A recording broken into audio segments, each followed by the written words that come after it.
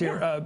The behavior towards women, towards Hillary, who's the first woman candidate, I think is very much deleterious to Trump's efforts to get women in the burbs.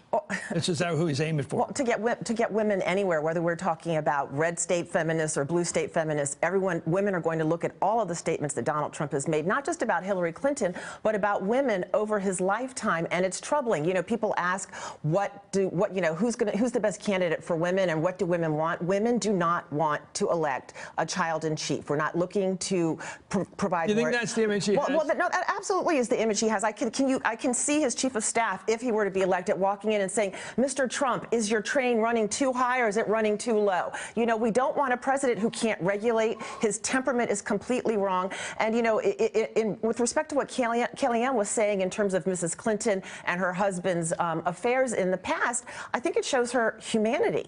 You know, she was not in a position of power over any of these women, as Donald Trump has been year after year. We don't have. But you wouldn't justify her trying to silence these women, would you? No, I wouldn't justify her silencing these women. But what I would say is that for any woman who has dealt with a husband and indiscretions in the past that feel that Donald Trump is putting her on trial for staying in her marriage and trying to find a way to, you know, to discredit women or figure out things about the women. He says she's not loyal to Bill Clinton.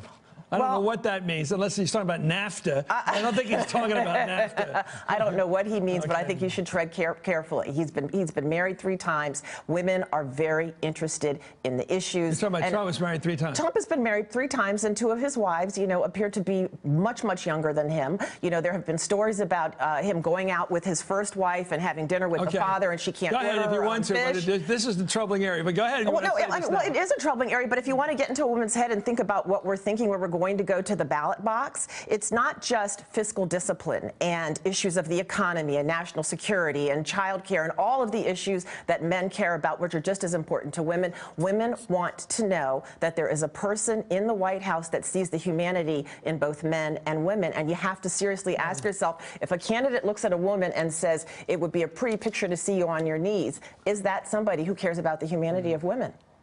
I don't think so. You made it clear.